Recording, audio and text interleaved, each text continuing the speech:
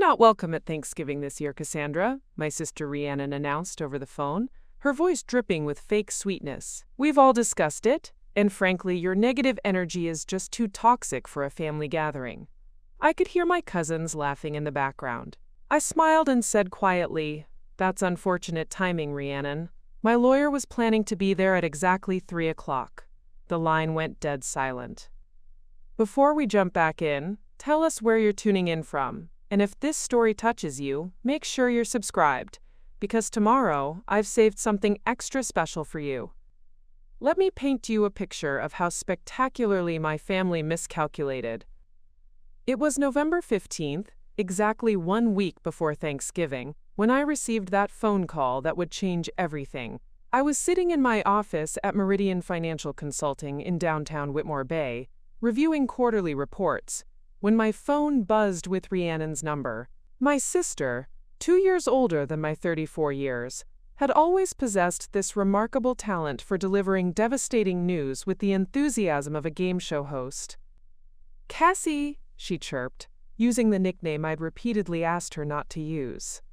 "I hope you're sitting down because I have some news about this year's Thanksgiving celebration." I should have known something was wrong by her tone. Rhiannon only used that particular brand of artificial cheerfulness when she was about to twist the knife. "The family has been talking," she continued, and I could practically hear her smirking through the phone. "And we've decided that this year's Thanksgiving dinner at Mom and Dad's house in Millbrook Hills should be a more harmonious affair." "Meaning?" I asked, though I was already getting a sinking feeling in my stomach. "Meaning you're not invited, sweetie. We all agreed that your attitude lately has been really bringing down the family mood. Ever since you started making all that money with your fancy consulting business, you've become so judgmental, so critical of everyone else's choices." The background noise on her end was telling. I could hear my cousin Beatrice giggling, my brother Donovan's distinctive laugh, and what sounded like my mother saying, "Finally, someone said it." "Let me get this straight," I said slowly, setting down my pen and giving this conversation my full attention. "You're uninviting me from Thanksgiving because I'm supposedly judgmental? It's not just me, Cassie. It's unanimous. Mom, Dad, Donovan, Beatrice, Uncle Garrett, Aunt Penelope. Everyone thinks it would be better if you just took a break from family gatherings for a while. Maybe used the time for some self-reflection." The irony was so thick I could have cut it with a butter knife. This was coming from a family that had spent the last 15 years treating me like their personal ATM, and now that I'd finally started setting boundaries, suddenly I was the problem. "Besides," Rhiannon continued, her voice taking on that patronizing tone she'd perfected over the years, "it's not like you really enjoy family gatherings anyway. You always sit there looking uncomfortable, picking at your food, checking your phone. We thought you'd actually be relieved not to have to pretend to have fun." That's when I felt something shift inside me. Not anger, exactly. More like clarity. Crystal clear, ice-cold clarity about exactly what kind of people I was dealing with. "You know what, Rhiannon?" I said, my voice perfectly calm. "You might be right about one thing. This Thanksgiving might indeed be different from all the others." "See? I knew you'd understand once we explained it properly. You're always so reasonable about these things." "Oh, I'm being very reasonable. In fact, I should probably mention something important about this year's Thanksgiving dinner at Mom and Dad's house." "What's that?" My lawyer, Harrison Blackthorne from Blackthorne, Morrison & Associates, was planning to join us this year. I'd specifically arranged for him to be there at 3 o'clock sharp, right after dinner, to handle some important family business. The pause on the other end of the line stretched on for so long, I thought the call had dropped. "Your lawyer?" Rhiannon's voice had lost all of its artificial sweetness. "Why would you bring a lawyer to Thanksgiving dinner?" "Well, originally it was going to be a lovely family moment. Harrison was going to read my new will aloud to everyone, explain the various bequests, discuss the trust arrangements I'd set up. You know, really bring the family together around our shared future." Another long pause. Then your will? Cassie, what are you talking about? You're 34 years old. Why do you even have a will? Oh, Rhiannon. Sweet, financially illiterate Rhiannon. When you have assets worth $8.7 million, you absolutely have a will. A very detailed, very specific, very recently updated will. The silence on her end was deafening. I could practically hear the wheels turning in her head as she tried to process what I'd just said. 8.7, she started, then stopped. Million? The consulting business has been very good to me, Rhiannon. Especially the government contracts I landed last year, plus the real estate investments, the stock portfolio, the life insurance policies. It really does add up. You never said, we didn't know. I never said because no one ever asked. You all just assumed I was doing okay with my little business. None of you ever showed any genuine interest in my life beyond what I could do for yours. I could hear muffled voices in the background now. Urgent, panicked whispers. Someone was clearly filling in the rest of the family about this unexpected development. Cassie, listen. Maybe we were hasty about Thanksgiving. I mean, if you want to come, of course you're welcome. Family is family, right? Oh no, Rhiannon, you were absolutely right the first time. I am judgmental. I am critical. And I do think very carefully about people's choices, especially when those choices reveal their true character. What do you mean? I mean that Harrison will still be visiting the Millbrook Hills house at 3 o'clock on Thanksgiving Day. He'll still be reading my will aloud. He'll still be explaining all the bequests and trust arrangements. But if you're not there, then you'll all get to hear exactly what I think of each and every one of you, and exactly what that means for your financial futures, without having to look me in the eye while you do it. The phone call ended with Rhiannon making a sound somewhere between a gasp and a whimper. And that, dear viewers, is how my family accidentally banned me from the most important family gathering of their lives. But to understand why this moment was so perfectly poetically just, I need to take you back to the beginning. Back to when I was just the quiet middle child who everyone assumed would always be there to clean up their messes. Because this story has been 15 years in the making. Preparing and narrating this story took us a lot of time, so if you are enjoying it, subscribe to our channel. It means a lot to us. Now back to the story. To understand how we got to that moment of beautiful, poetic justice, you need to understand the Thornfield family dynamics. And trust me, it's a masterclass in how not to treat the person who will eventually control your financial destiny. I'm Cassandra Thornfield, the middle child in what outsiders always called such a close-knit family. My parents, Richard and Delphine Thornfield, built their reputation in Millbrook Hills as the picture-perfect suburban couple. Dad owned a moderately successful insurance agency, Mom ran the local historical society, and they raised 3 children in a sprawling colonial house on Elmwood Drive that screamed upper-middle-class stability. Then there was the golden child, my older sister Rhiannon, 2 years my senior and blessed with everything parents dream of in a daughter. Valedictorian at Millbrook Preparatory Academy, homecoming queen, full scholarship to Grandmont University, where she majored in communications and minored in being absolutely stunning. Rhiannon had this gift. She could walk into any room and immediately become its center of gravity. She was charming, vivacious, and possessed an almost supernatural ability to make people want to help her. My younger brother Donovan completed the family triangle. 4 years younger than me, he was the baby everyone adored. Star quarterback at Millbrook Prep. Popular, easygoing, the kind of kid who never met a problem he couldn't charm his way out of.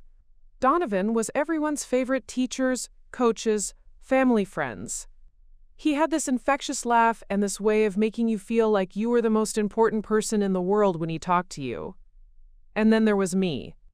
I wasn't ugly, but I wasn't stunning like Rhiannon. I wasn't unpopular, but I wasn't a star athlete like Donovan. I was fine, perfectly, frustratingly fine. I got good grades. Not perfect, but good. I participated in activities. Not leadership roles, but I showed up. I was responsible, reliable, and utterly unremarkable. My parents loved me, I'm sure they did, but I was never the child they bragged about at dinner parties. When neighbors asked about their kids, it was always, Rhiannon just got promoted to Senior Marketing Director at Prestige Communications, or Donovan's construction company is booming. He just landed the contract for the new Whitmore Bay shopping center. When they got to me, it was, and Cassandra has her own little consulting business. She does very well for herself. Little consulting business? That phrase haunted me for years. The family dynamic was established early and never really changed. Rhiannon was the star who everyone wanted to help succeed. Donovan was the beloved baby who everyone wanted to protect. And I was the reliable one who everyone expected to help them succeed and protect him.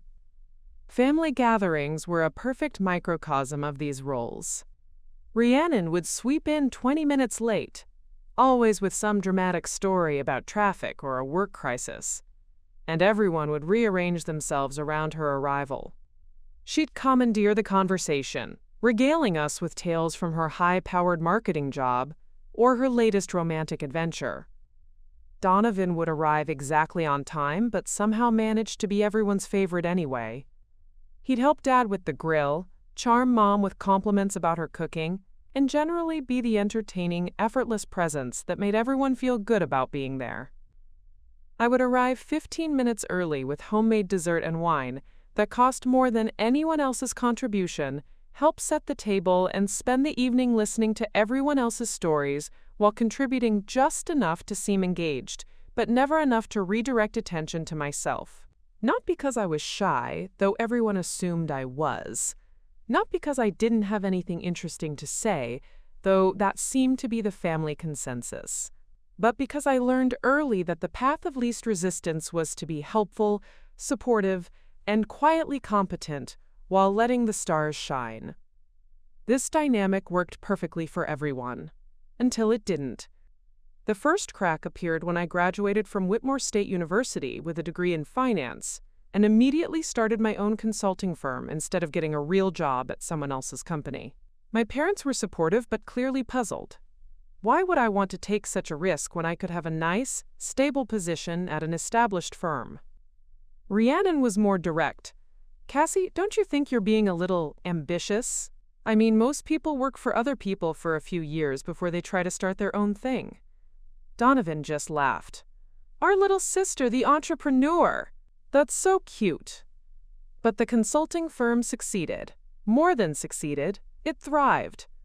Within 2 years, I was handling corporate restructuring for companies throughout the tri-state area. Within 5 years, I had landed my first government contract. Within 8 years, I was the go-to consultant for municipalities looking to streamline their operations and maximize their budgets. And somehow, my success made me less interesting to my family, not more. See, when I was just reliable Cassandra, I fit into their narrative perfectly. I was the supporting character in their stories. The sister who could be counted on, the daughter who never caused drama, the family member who would always be there when needed. But successful Cassandra, wealthy Cassandra, independent Cassandra who didn't need anyone's help or approval, that version of me didn't fit their narrative at all. So they simply ignored it. When I bought my first house, a beautiful restored Victorian in the historic district of Whitmore Bay, my mother's response was, "Well, it's certainly unique. I hope you didn't overpay." When I started traveling for business, staying in nice hotels and flying first class, Rhiannon would roll her eyes and say things like, "Must be nice to have all that freedom. Some of us have responsibilities." When I bought my second property as an investment, my father actually said, "Cassie, are you sure you're not getting in over your head? Real estate can be very risky." They couldn't celebrate my success because acknowledging it would mean reshuffling the family hierarchy they'd spent decades establishing. It was easier to minimize my achievements than to reckon with the fact that quiet, unremarkable Cassandra had somehow become the most financially successful person in the family. But here's the thing about being underestimated by the people closest to you. It gives you a very clear view of their true priorities. And my family's true priority was never my happiness, my success, or my well-being. Their true priority was maintaining a version of me that served their needs. The version that would always say yes. The version that would always help. The version that would always be grateful for whatever scraps of attention and affection they chose to throw my way. They wanted reliable, helpful, quietly competent Cassandra who knew her place in the family ecosystem. What they got was successful, observant, and increasingly strategic Cassandra who was taking very careful notes about exactly how that ecosystem actually functioned. And those notes, they were about to become very, very expensive for them. The requests started small, as they always do. It was 2018 when Rhiannon first called me with what she described as a, quote, tiny favor. She'd just moved into a new apartment in downtown Prestige Hills, a trendy loft that was, according to her Instagram posts, absolutely perfect, but apparently came with a security deposit she hadn't quite budgeted for. "Cassie, you know I'm good for it," she said, her voice carrying that perfectly calibrated mix of confidence and vulnerability that she'd perfected over the years. "It's just that my bonus doesn't come through until next month, and they need the deposit by Friday. Could you spot me $3,000? I'll pay you back the second that check clears." $3,000. For most people, that would require serious consideration, maybe a conversation with a spouse, definitely some checking of bank balances. For me, it was less than I'd spent on my last business trip to Denver. So I said yes, transferred the money that afternoon, and thought nothing more of it. The bonus check cleared. Rhiannon never mentioned paying me back. When I brought it up 6 weeks later, she looked genuinely confused. "Oh my God, Cassie, I totally forgot. You know how crazy work has been. I'll get that to you this weekend." She didn't. When I mentioned it again the following month, she got slightly defensive. "Look, I know I owe you, but things are really tight right now. Can you give me another few weeks?" After 3 months of another few weeks, I realized the money was gone, not borrowed, taken. There's a difference, and that difference taught me my first important lesson about my family's relationship with my money. They didn't see it as a loan. They saw it as a transfer from someone who had more than enough to someone who needed it more. 6 months later, Donovan called. His construction company had hit a snag with a supplier who was demanding payment upfront for materials. Nothing major, he assured me, just a cash flow issue that would resolve itself once his client paid the next progress payment. "I hate to ask, Cassie, but you know how these things go. Could you help me out with $8,000? Just for 2 weeks, max." This time, I hesitated. "Donovan, Rhiannon still hasn't paid me back from her security deposit." "Oh, come on, that's between you and her. This is completely different. This is my business we're talking about. If I can't pay this supplier, I lose the contract. And then I'm really screwed." The guilt was immediate and expertly applied. Here was my baby brother, trying to build something, asking for help when he really needed it. What kind of sister would I be if I let his business fail over a few $1,000s that I wouldn't even miss? I transferred the $8,000 that evening. Donovan paid me back exactly $1,000 6 weeks later, along with a text that said, "Thanks for being patient, sis. Cash flow is still tight, but I wanted to get you something." 1,000 out of 8. I called him to ask about the remaining 7. "Oh, right, yeah. Look, that project ended up costing way more than I budgeted. The client was a nightmare, kept changing specifications, I barely broke even. But I've got this new contract starting next month that should be really profitable. I'll get you the rest as soon as that one pays out." It never did. Or rather, there was always another reason why the remaining 7,000 couldn't be returned just yet. New equipment that needed to be purchased, an unexpected tax bill, a delayed payment from a different client. By 2019, I was owed $10,000 by my siblings, and somehow I had become the unreasonable one for keeping track. But it was my parents who really perfected the art of financial manipulation. The call came on a Tuesday evening in March. My mother's voice was shaky, genuinely distressed in a way that immediately put me on high alert. "Cassandra, sweetheart, I need to talk to you about something serious. Your father didn't want me to call, but I don't know what else to do." She went on to explain that Dad's insurance agency had been struggling for months. A combination of factors: increased competition, economic uncertainty, some clients switching to larger firms. They'd been dipping into their savings to keep the business afloat, but now those savings were gone. "We might lose the house, Cassie. 32 years we've been in that house, and we might have to sell it just to pay off the business debts."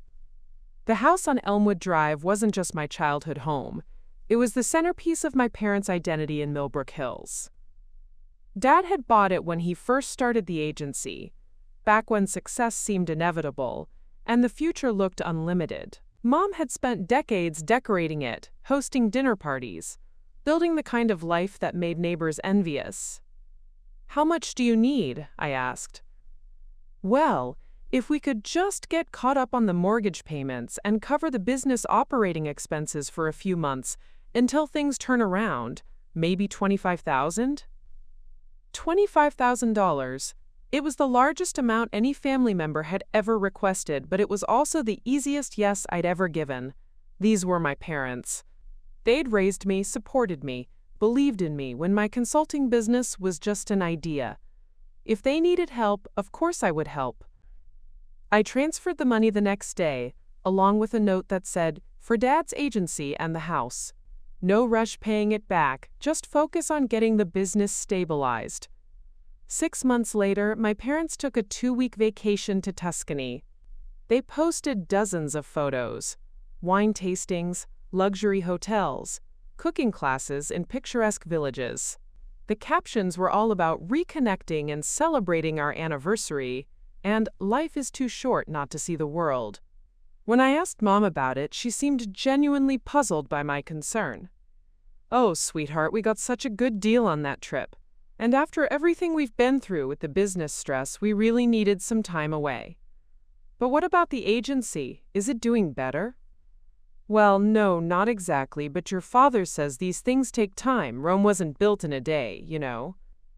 Rome wasn't built in a day, but apparently Tuscany could be toured on money borrowed to save a failing business and family home. This became the pattern: crisis, request, transfer, silence, then evidence that the crisis hadn't been quite as urgent as originally presented. Rhiannon needed $4,000 for car repairs, then posted Instagram photos from a spa weekend 2 weeks later. Donovan required emergency funds to replace stolen equipment, then bought a new motorcycle the following month. My parents needed help with medical bills, then remodeled their kitchen. But the most insidious part wasn't the money itself. It was how each request came wrapped in emotional manipulation, designed to make me feel guilty for even questioning it. I wouldn't ask if I had any other choice. "You know, I hate having to come to you with this. I feel terrible even bringing this up, but family is supposed to help family, right? And my personal favorite, we're not like you, Cassie. We don't all have money to burn." Money to burn. As if my financial success was some kind of cosmic accident, rather than the result of 15-hour days, strategic planning, and building a business from nothing. By 2020, the requests had become assumptions. I wasn't asked to help with Donovan's tax bill. I was simply informed that he'd given the IRS my contact information because "you said you'd help with business expenses." Rhiannon didn't request assistance with her credit card debt. She mentioned in passing that she'd calculated how much I could afford to contribute based on what you probably make. They'd created a family budget that included my income. The breaking point came in early 2021, during the height of the pandemic when my business was actually thriving. Government contracts were plentiful, as municipalities scrambled to optimize their operations under budget constraints. I was working 18-hour days, managing multiple major projects, and banking more money than I'd ever imagined possible. It was also when my family's demands reached their peak. Rhiannon's company had laid her off, and she needed help with her rent. Not just for 1 month, but for however long it took her to find a new position. Donovan's construction business had slowed down, and he needed a, quote, business partner to help cover his overhead expenses until work picked back up. My parents' insurance agency was on the verge of bankruptcy, and they needed someone to co-sign a loan to keep it operating. The total amount they needed? $87,000. Not as individual requests spread over time, but as a coordinated family financial plan presented to me during a Sunday dinner in April 2021. They'd actually discussed it among themselves, calculated the amounts, and decided that I was the solution to all their problems. "We know it sounds like a lot," my father said, passing around a handwritten breakdown of expenses. "But when you really think about it, it's not that much for someone in your position." My position, as if my success obligated me to fund their failures. "Besides," Rhiannon added, "it's not like you have a spouse or kids to worry about. Your money is just sitting there. Just sitting there."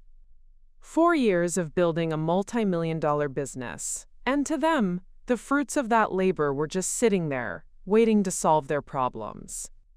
That night, I went home to my beautiful house in Whitmore Bay, opened a bottle of wine that cost more than most people's weekly salary, and had a moment of perfect clarity.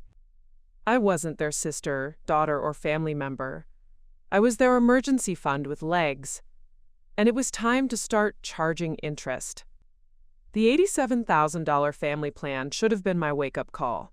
Instead, I did what I'd always done.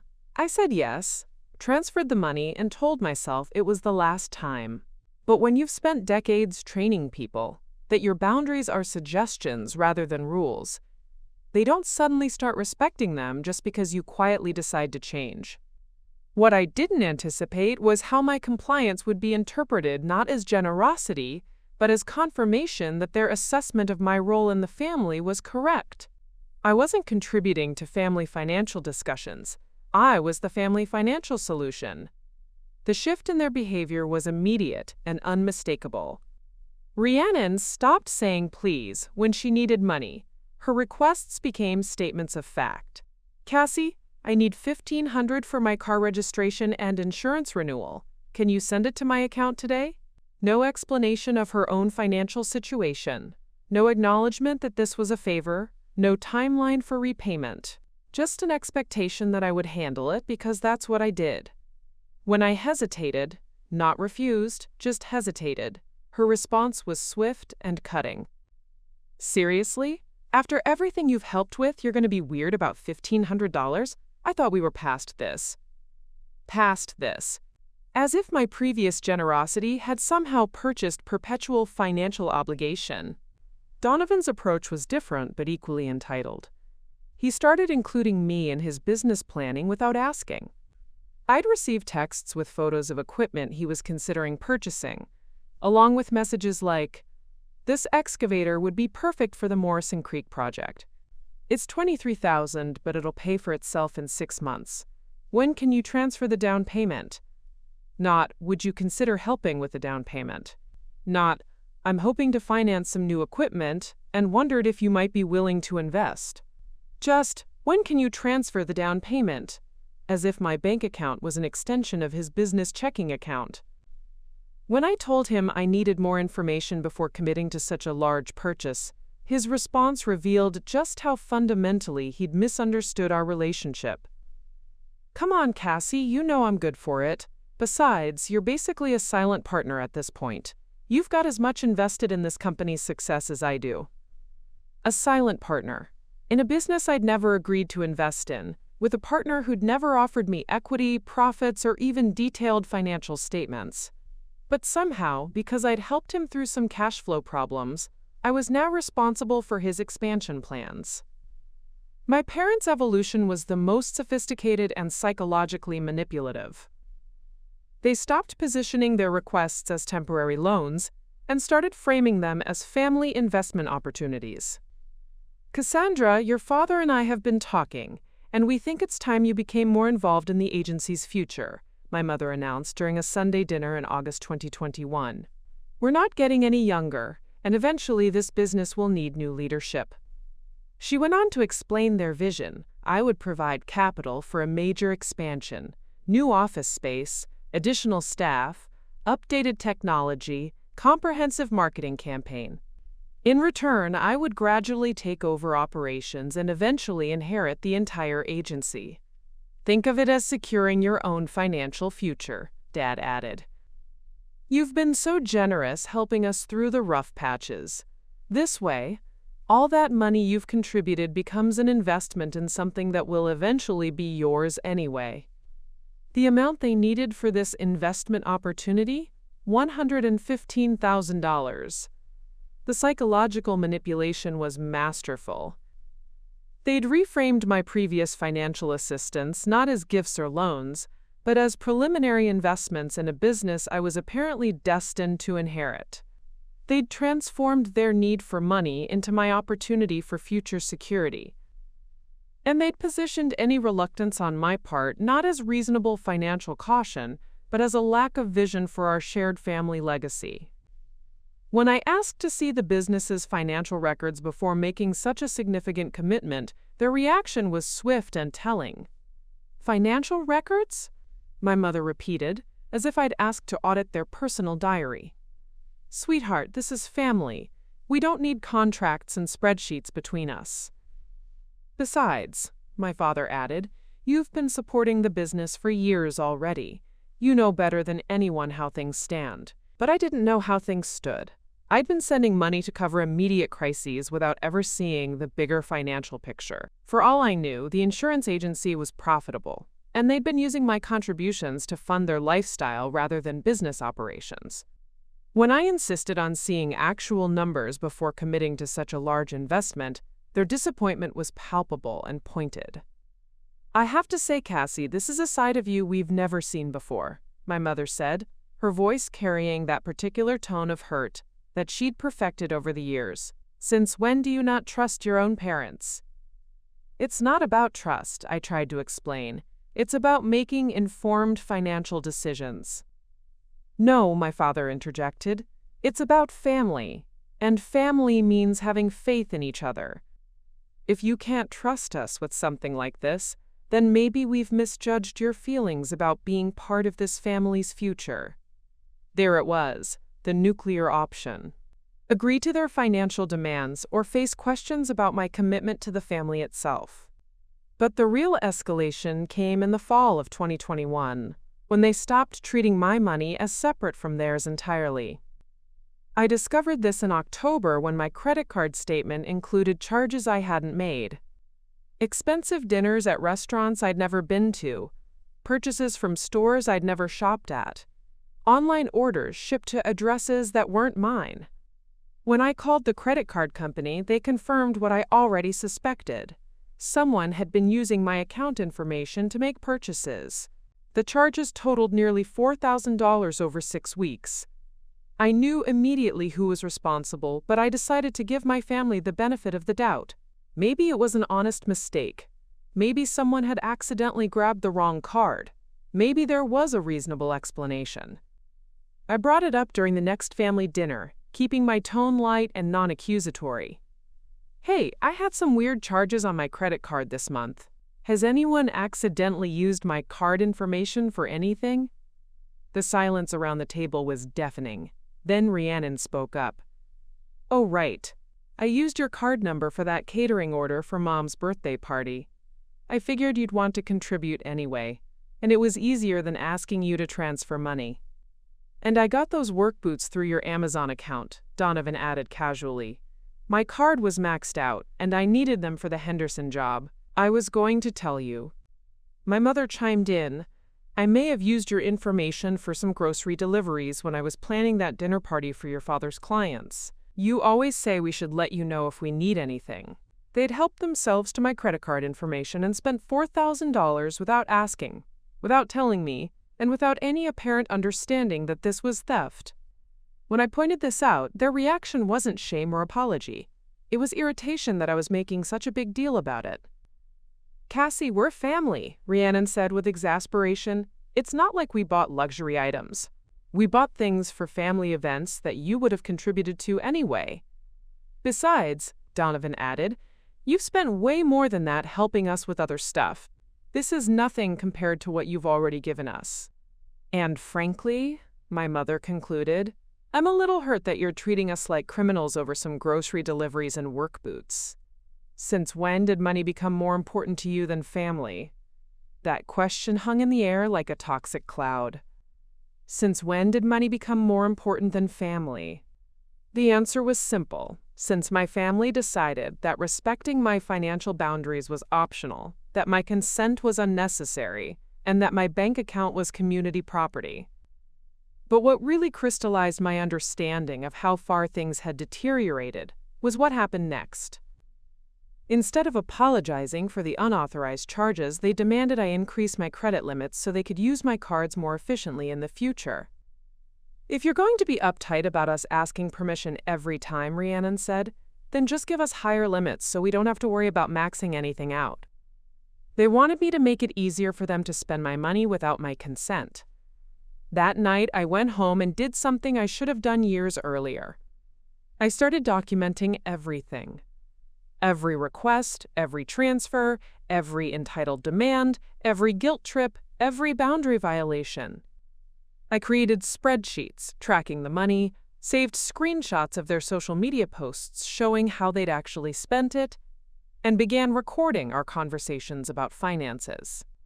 Because I finally understood what I was dealing with. This wasn't a family that occasionally needed help.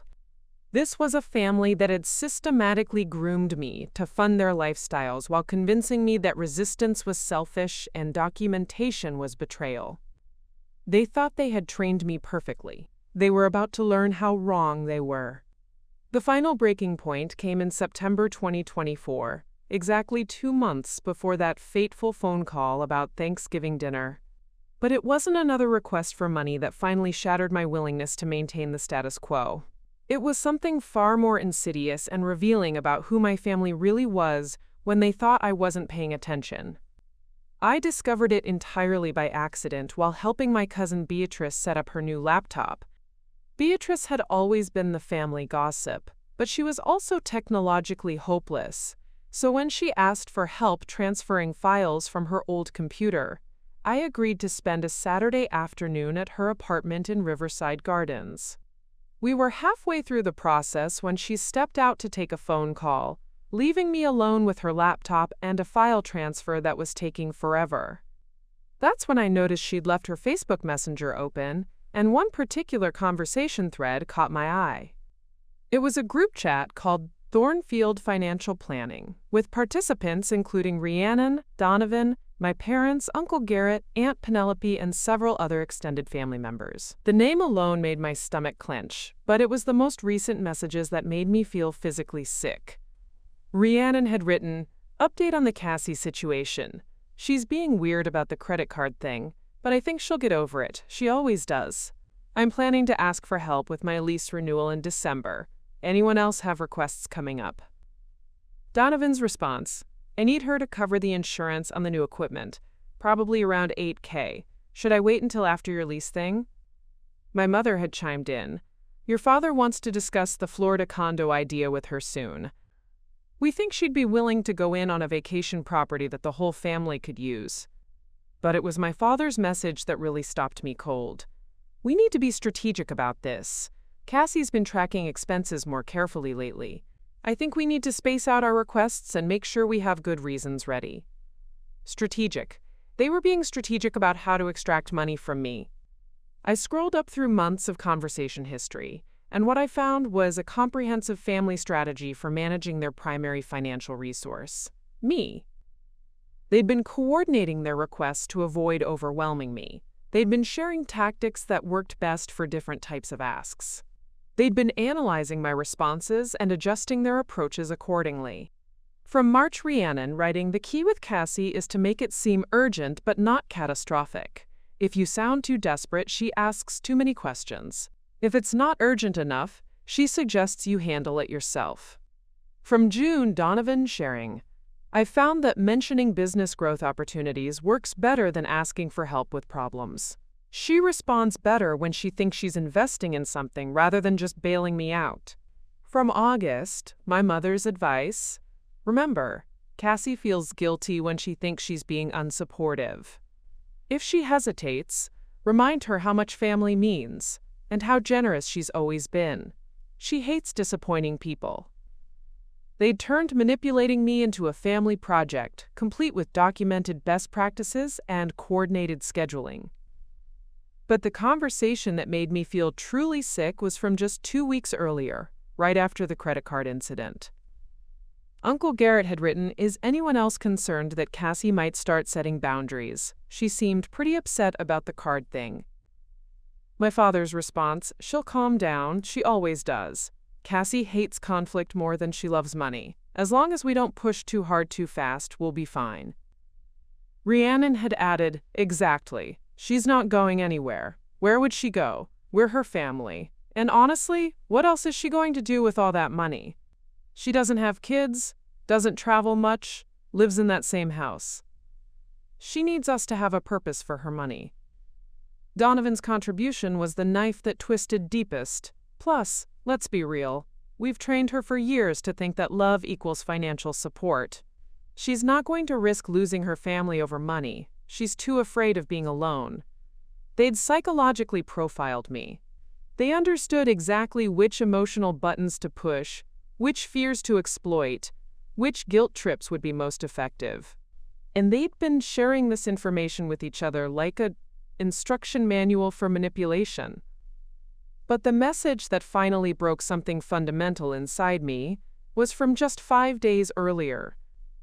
Aunt Penelope had written, "I hate to add to the list, but Marcus's wedding is going to be expensive, and we were hoping Cassie might contribute to the gift fund. We're thinking something really nice, maybe $5,000 from the family collectively?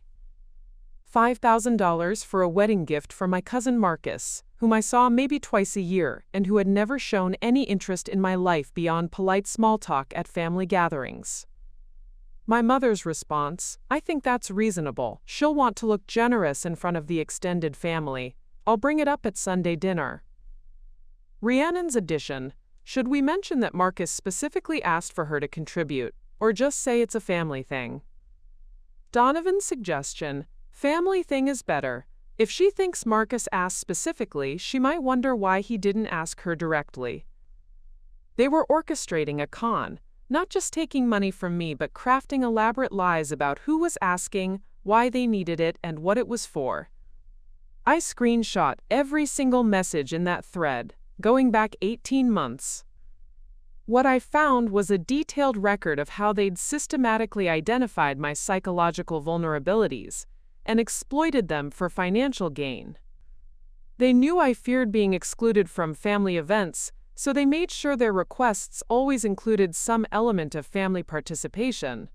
They knew I valued being seen as successful and generous, so they framed their asks as opportunities for me to demonstrate those qualities.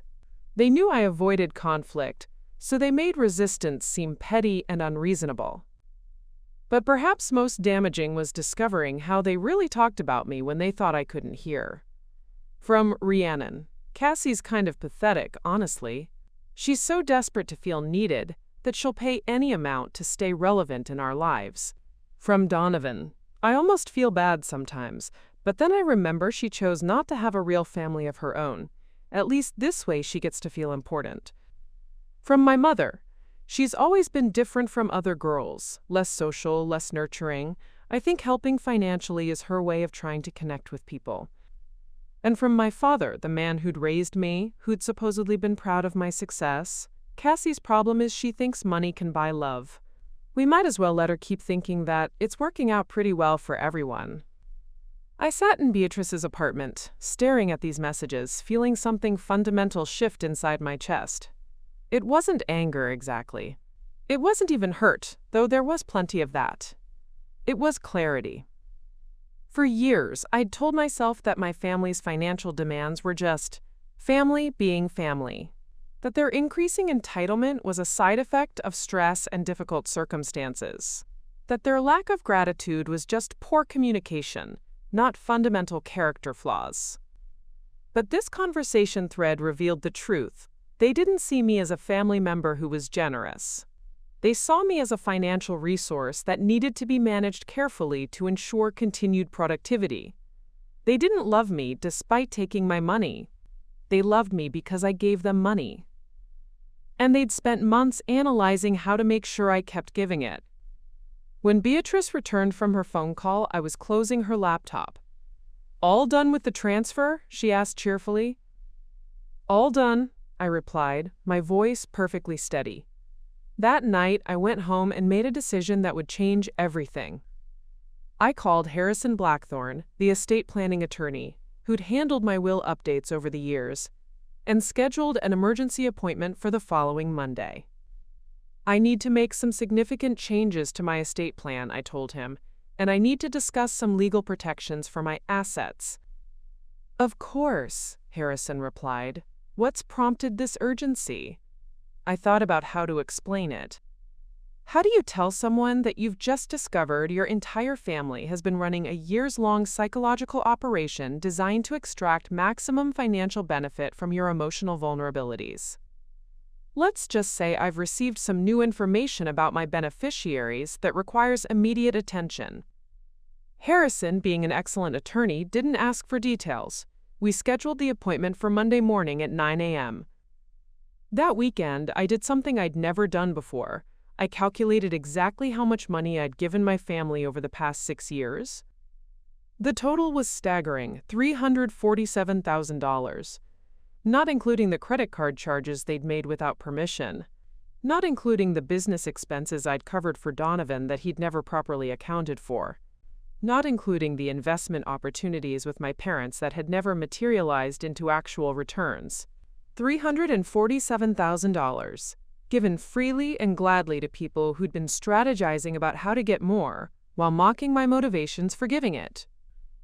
But here's what they didn't know, what they couldn't have known, because they'd never bothered to really understand my business or my financial situation. $347,000 was pocket change compared to what I was actually worth. By September 2024, my consulting firm was valued at just over $12 million. My real estate portfolio was worth another $3.7 million. My investment accounts held another $4.3 million. I wasn't just comfortable. I wasn't just successful. I was genuinely wealthy in a way that my family had never comprehended, because they'd been so focused on extracting smaller amounts that they'd never stepped back to see the bigger picture. And that wealth came with something they'd never considered: power. The power to change my will, the power to restructure my estate, the power to decide who deserved to benefit from decades of my hard work. They'd spent years training me to believe that my money was the only thing that made me valuable to them. They were about to discover exactly how right they were. Monday morning at 9 a.m. sharp, I walked into Harrison Blackthorne's law office with 3 thick folders, a laptop bag, and a level of focus that surprised even me. Harrison had been my estate attorney for 8 years, handling everything from my initial will to business succession planning, but he'd never seen me like this. "Cassandra," he said, gesturing to the chair across from his mahogany desk, "you sounded quite urgent on Friday. What's the situation?" I placed the first folder on his desk. "I need to completely restructure my estate plan, and I need legal protection against financial exploitation by family members. But first, I need you to understand exactly what I'm dealing with." Over the next 2 hours, I walked Harrison through everything. The 6 years of escalating financial demands, the unauthorized credit card usage, and most damning of all, the screenshots from the Facebook group chat that revealed my family's coordinated manipulation strategy. Harrison's expression grew increasingly grim as he reviewed the evidence. When he reached the messages where they mocked my motivations and planned their psychological manipulation tactics, he actually set the papers down and removed his glasses. "Cassandra, what you're describing is systematic financial exploitation. Some of this behavior, particularly the unauthorized credit card usage, could potentially be prosecuted as identity theft." "I'm not interested in prosecution," I said. "I'm interested in protection and consequences." What kind of consequences? I opened my laptop and showed him the spreadsheet I'd compiled over the weekend. Every transfer, every loan, every expense I'd covered, organized by family member and categorized by their stated reason versus how the money was actually used. I want to revoke every single bequest in my current will, I said. I want to remove them as beneficiaries of my life insurance policies.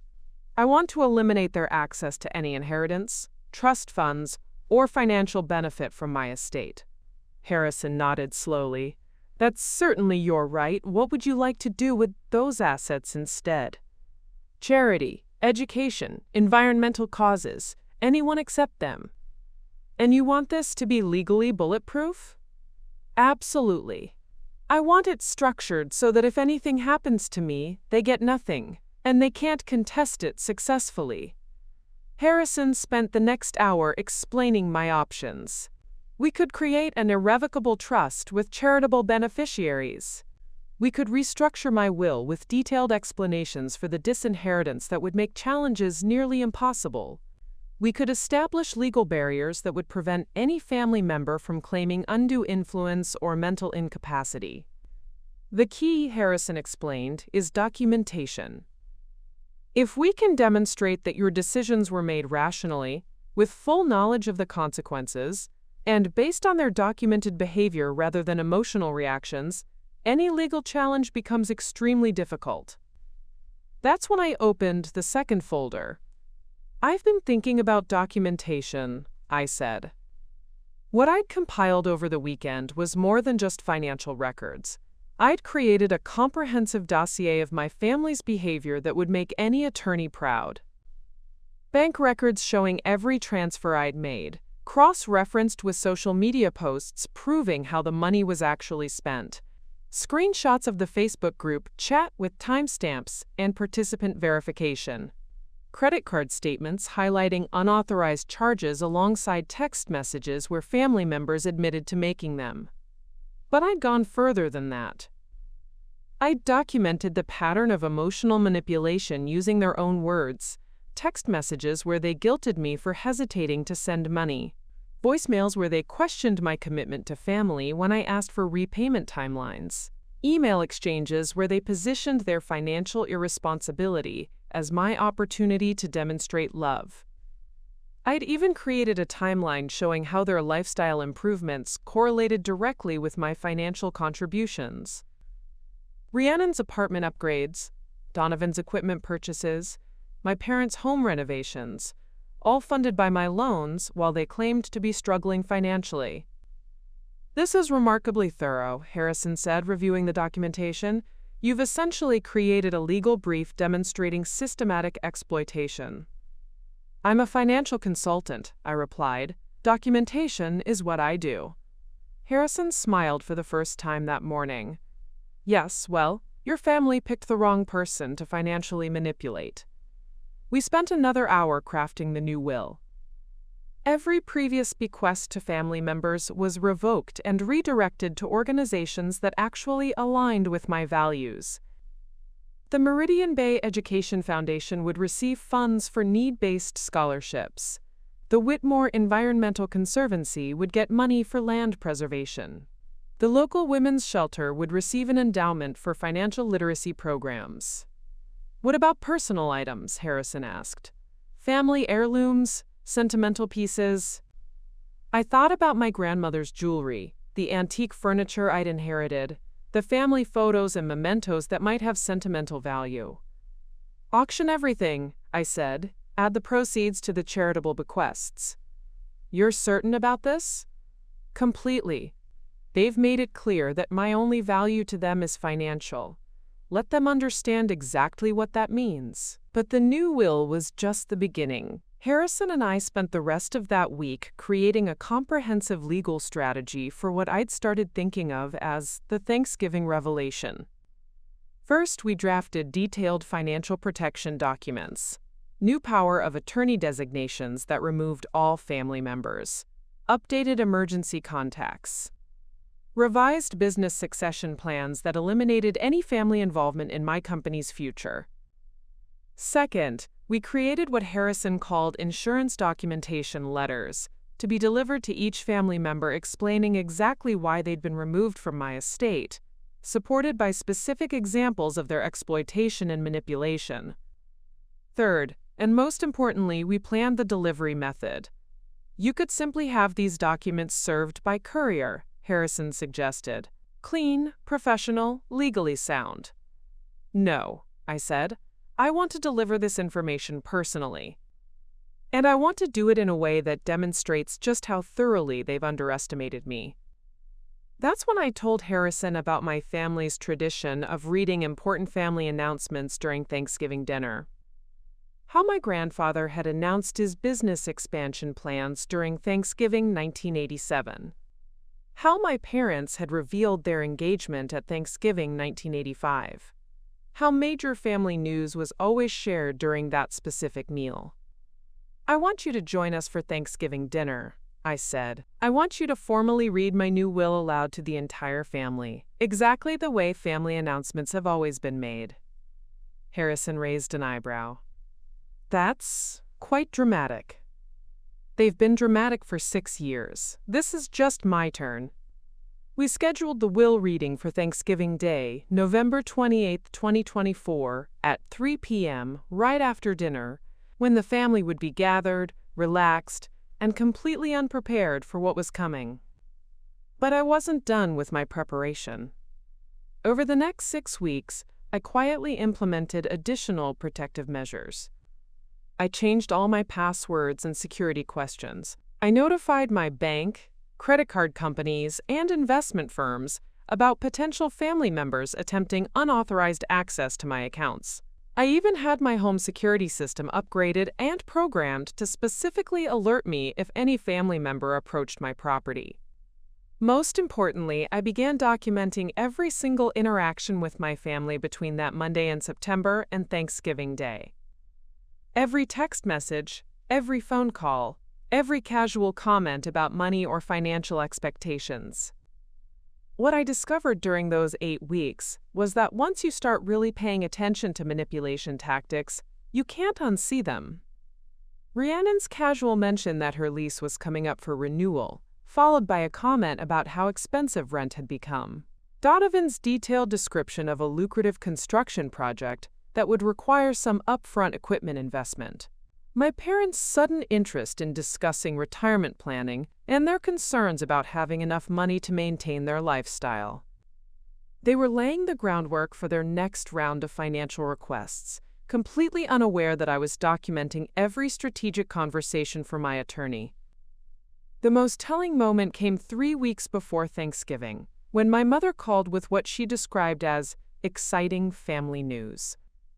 Your cousin Marcus is getting married next spring, she announced, and the family is planning something really special for the wedding gift.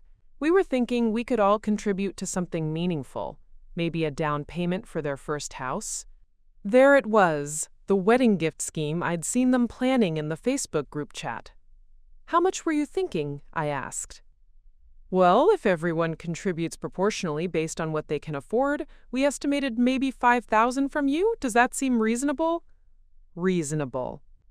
They wanted me to contribute $5,000 to a wedding gift for someone who'd never expressed any personal interest in my life, based on their assessment of what I could afford.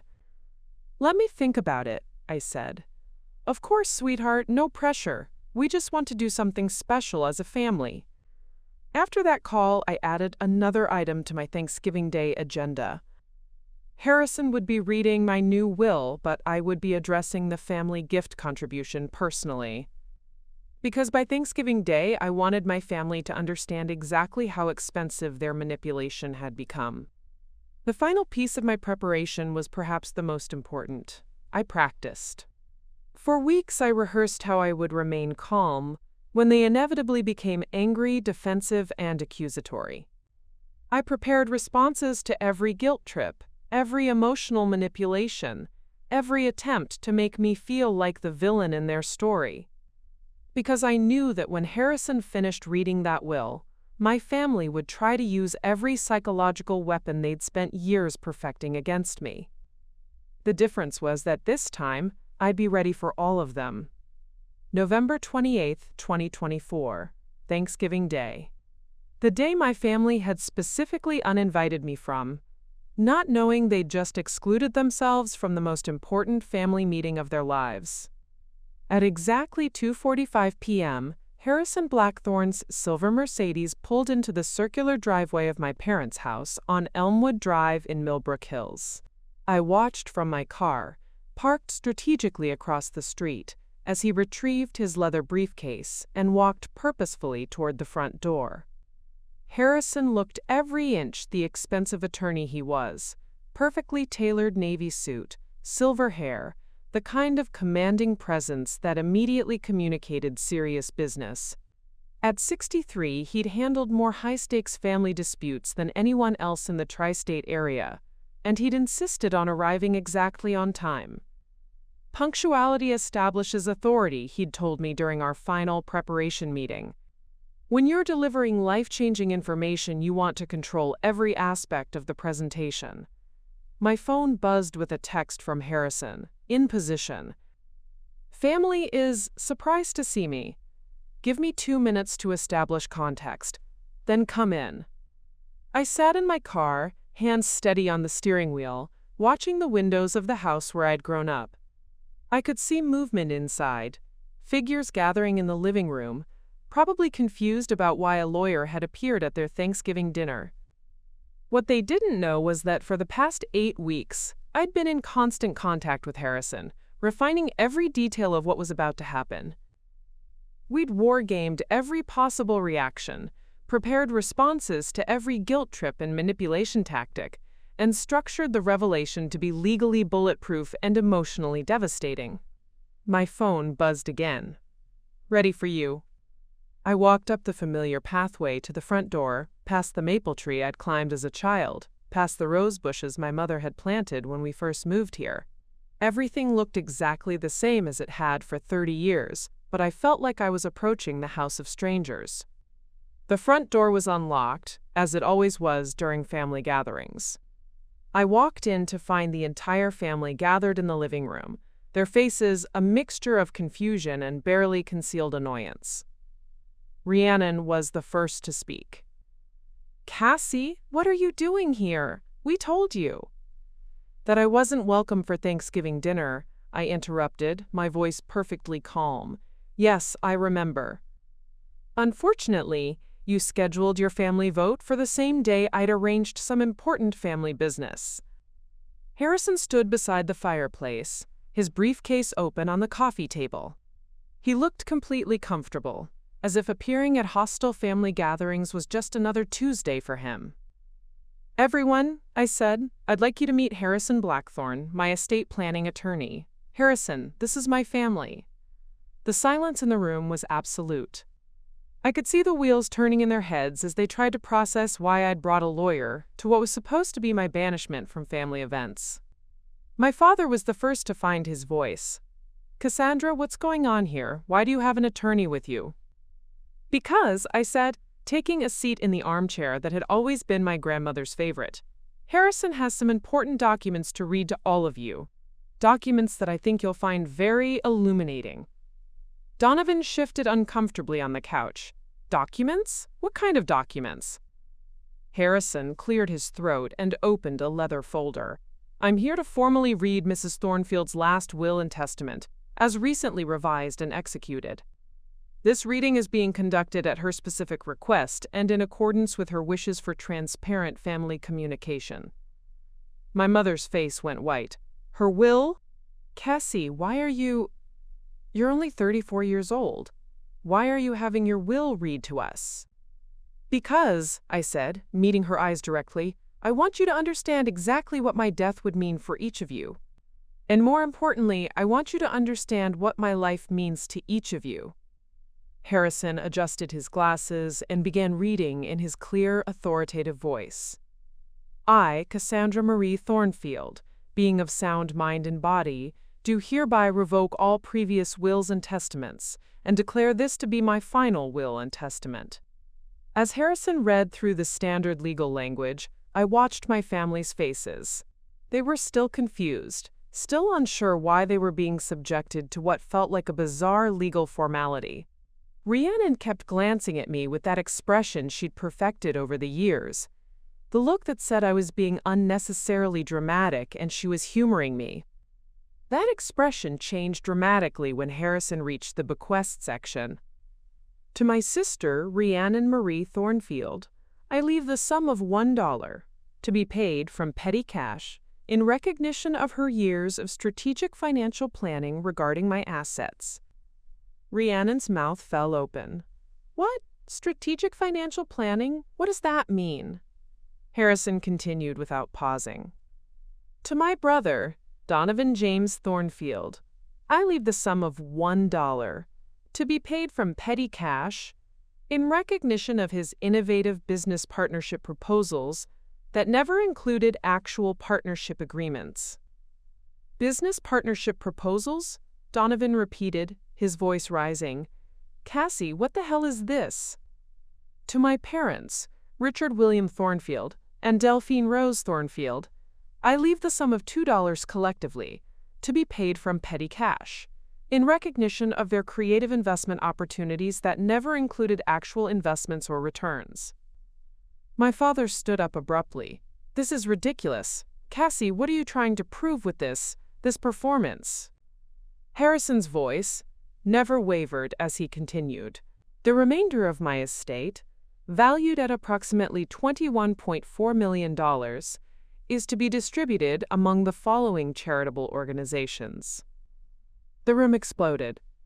$21 million? Rhiannon's voice was so shrill it could have shattered glass. You have $21 million and you're giving us $1 each?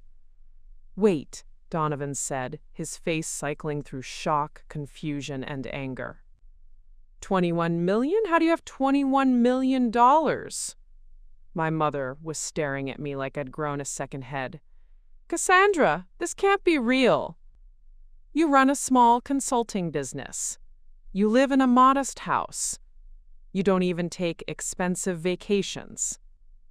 I live modestly because I'm not financially irresponsible, I said calmly. I don't take expensive vacations because I've been too busy funding everyone else's lifestyle improvements. Harrison held up a hand for quiet and continued reading.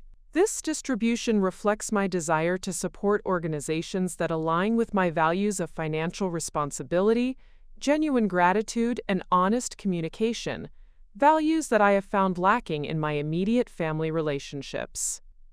Lacking in your family relationships? My father repeated, his voice getting louder. What's that supposed to mean?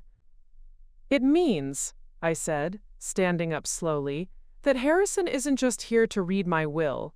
He's here to present evidence of why I revised it. I nodded to Harrison, who opened a second folder. This one was much thicker.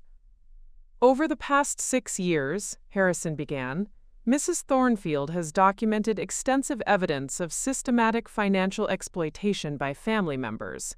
This includes unauthorized use of her credit cards, coordinated manipulation tactics, and false representation of financial needs. He began laying out printed screenshots on the coffee table. These are excerpts from a Facebook group chat called Thornfield Financial Planning, in which family members coordinated their requests for money from Mrs. Thornfield and shared psychological manipulation strategies. The color drained from Rhiannon's face as she recognized her own messages. You screenshot our private conversations? Private conversations about how to manipulate me for money, I said. Yes, I documented them. Just like I documented every transfer, every false emergency, every time you used my credit cards without permission. Harrison continued laying out evidence. Bank statements showing $347,000 in transfers over 6 years. Social media posts proving the money had been spent on luxuries rather than necessities. Text messages showing coordinated manipulation tactics. This is insane, Donovan said, but his voice lacked conviction. He was staring at a printout of his own message about training me to think that love equals financial support. My mother was reading over his shoulder, her face growing paler with each line. We didn't mean. You didn't mean to get caught, I corrected. You meant every word of those messages. You meant every manipulation tactic. You meant every guilt trip designed to make me feel selfish for wanting to keep my own money. The room fell silent except for the sound of papers rustling as they examined the evidence of their own behavior. It was one thing to participate in the manipulation. It was another to see it laid out in black and white, organized chronologically, with dollar amounts attached. Rhiannon was the first to recover, and predictably she went on the attack. This is sick, Cassie. You've been spying on us, recording us, building some kind of case against your own family. No, I said, my voice still perfectly calm. I've been documenting the truth. And the truth is that none of you ever saw me as family. You saw me as a financial resource that needed to be managed carefully to ensure continued productivity. I pulled out my phone and read directly from one of the screenshots. Quote, Cassie's kind of pathetic, honestly. She's so desperate to feel needed that she'll pay any amount to stay relevant in our lives. End quote. That's you, Rhiannon. That's what you really think of me. Rhiannon's face flushed red. I was venting. Everyone says things they don't mean when they're frustrated. And this one, I continued, reading from another screenshot. Cassie's problem is she thinks money can buy love. We might as well let her keep thinking that. It's working out pretty well for everyone. That's you, Dad. That's your assessment of your own daughter. My father looked like he'd been slapped. Cassie, you're taking those comments out of context. What context makes that acceptable? I asked. What context makes it okay to systematically exploit someone's generosity while mocking their motivations behind their back? The question hung in the air like smoke. For the first time in my adult life, my family had no response, no deflection, no way to make me feel like I was the unreasonable one. Because the evidence was overwhelming, undeniable, and devastating. And we were just getting started. What happened next was like watching a carefully constructed house of cards collapse in slow motion. Each family member's reaction revealed layers of deception and entitlement that went far deeper than even I had realized. Uncle Garrett was the first domino to fall. He'd been sitting quietly in the corner armchair, probably assuming this drama didn't involve him, until Harrison pulled out a separate folder marked with his name. Mr. Garrett Thornfield, Harrison announced, your niece has asked me to address some specific communications you sent regarding her financial obligations to extended family members. Garrett's confident expression faltered. What communications? Harrison read directly from a printed email. Quote, Cassie needs to understand that family wealth comes with family responsibilities. She can't just hoard money while the rest of us struggle. Someone needs to explain to her how selfish she's being. End quote. This was sent to Mrs. Delphine Thornfield on October 15, 2024. My mother's face went ashen. She'd been forwarding my uncle's complaints about my supposed selfishness, not realizing I would eventually see them. There's more, Harrison continued. Quote, if Cassie won't help voluntarily, maybe we need to make her understand what family loyalty actually means. She's forgotten where she came from. End quote. I never said anything about making her do anything, Garrett protested, but his voice lacked conviction. No, I interjected, but you did organize a family meeting specifically to discuss my, quote, obligations to contribute to Marcus's wedding fund. A meeting I wasn't invited to, where you calculated how much you thought I should be required to contribute based on your assessment of my income. Garrett's wife, Aunt Penelope, spoke up for the first time. We were just trying to coordinate a nice family gift. You were trying to coordinate access to my bank account, I corrected. Harrison, would you mind reading the text message Aunt Penelope sent to my mother about the wedding fund?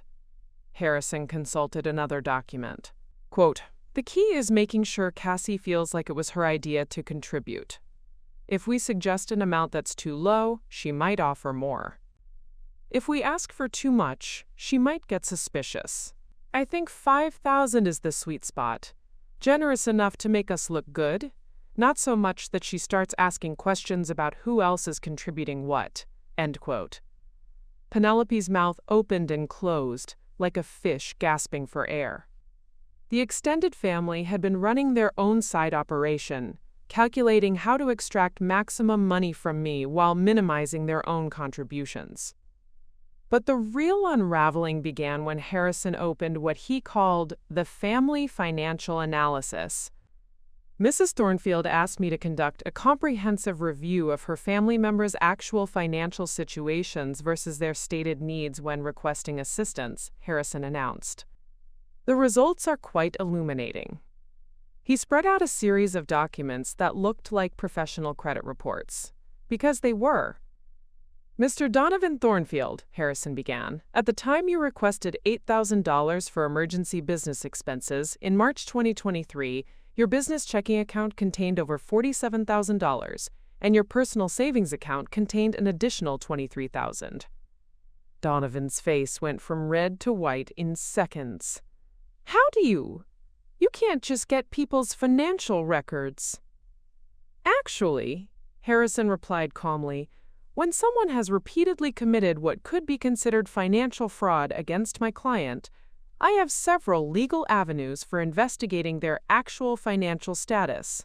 Your sister provided authorization for a forensic financial review as part of her estate planning process.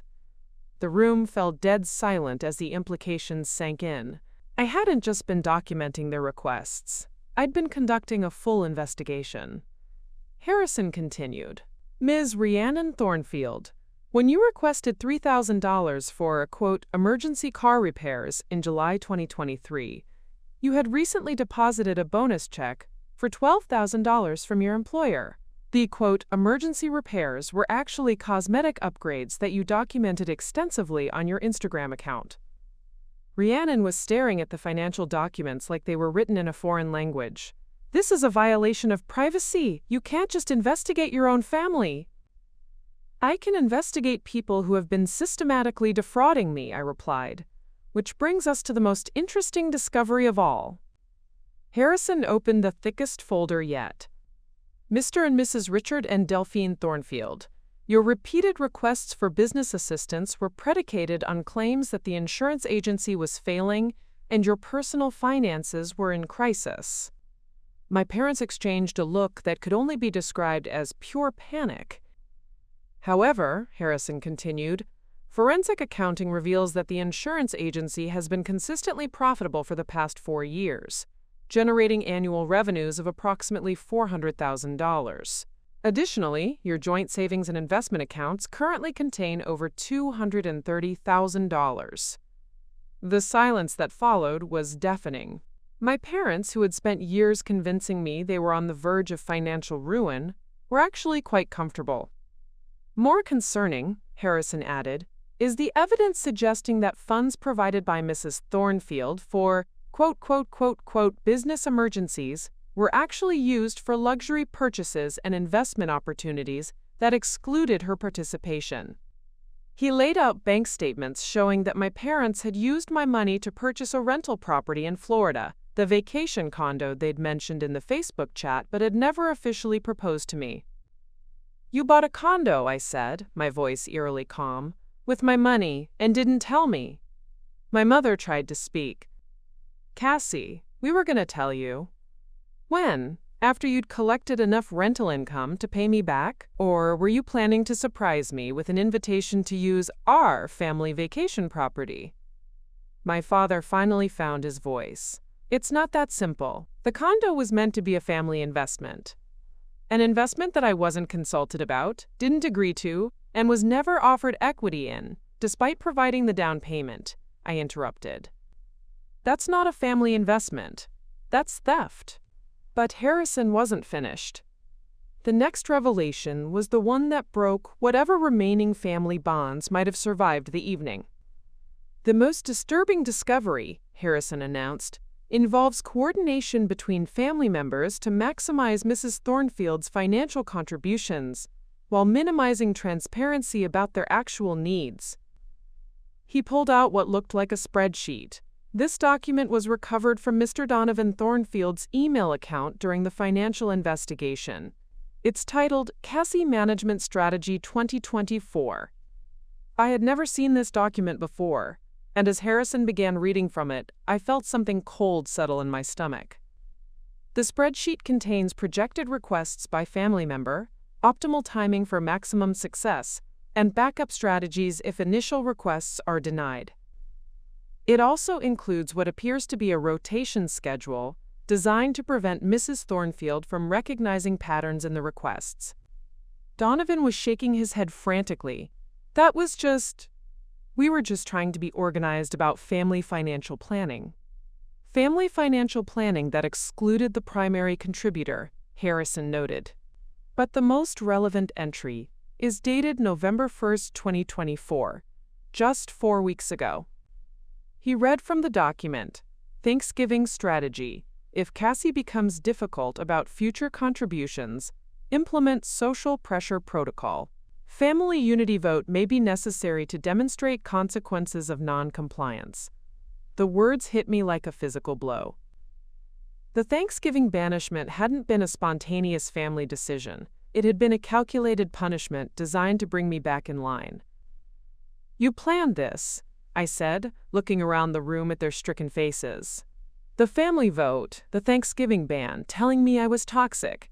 It was all a strategy to manipulate me into compliance. Rhiannon was crying now, but they weren't tears of remorse. They were tears of a child who'd been caught red-handed and was facing consequences for the first time. We didn't mean for it to go this far, she sobbed. We needed you to understand how important family is. No, I said, standing up slowly. You needed me to understand that my money was more important than my feelings, my autonomy, or my right to make my own decisions about my own assets. The evidence was overwhelming, the betrayal was complete, and my family's house of lies was crashing down around them. But I wasn't done yet. Because the most devastating revelation was still to come. The final revelation came from a folder I'd kept for myself.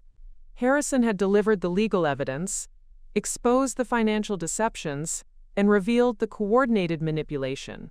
Now it was time for me to show them exactly who they were dealing with. Before we conclude this meeting, I said, my voice cutting through the stunned silence, there's one more thing you all need to understand. See, while you were busy strategizing about how to manage me, I was doing some strategic planning of my own. I pulled out my phone and opened a voice recording app. Harrison, could you please note for the record that I'm about to play recordings of conversations with family members. These were all recorded with my knowledge and consent in a one-party consent state and are completely legal. The blood drained from Rhiannon's face. Recordings? What recordings? Oh, just a few conversations I found. Enlightening, I said, scrolling through the files. Let's start with this one from 3 weeks ago. I pressed play, and Rhiannon's voice filled the room, crystal clear through my phone's speaker. Mom, I'm worried Cassie's getting weird about money again. Maybe we need to remind her how much family means. What if we just don't invite her to Christmas unless she helps with Marcus's wedding fund? She hates being left out of family stuff. My mother's voice responded, That's not a bad idea. She always caves when she thinks we might exclude her. Remember how quickly she paid for your car repairs after we didn't invite her to Easter dinner? The recording continued for another 30 seconds, detailing their plan to use social exclusion as financial leverage. When it ended, Rhiannon was staring at me in horror. You recorded our private phone call? I recorded a phone call where you planned to emotionally manipulate me for money, I corrected. There's a difference. I played the next recording. This one was Donovan's voice, talking to someone in the background. Dude, it's like having a personal bank. Cassie's so desperate to feel needed that she'll pay for anything if you frame it right. I just tell her it's for the business, and boom, instant cash. She never asks for receipts or anything. The unidentified voice responded, Doesn't she ever catch on? Donovan laughed. Catch on to what? She wants to feel important. We let her feel important. It's a win-win situation. Donovan's face went white as his own words echoed through the living room. I was just talking trash with a friend. I didn't mean. You meant every word, I said, and I have 6 more recordings just like it. But the recording that really shattered what remained of the room's composure was the one from my parents.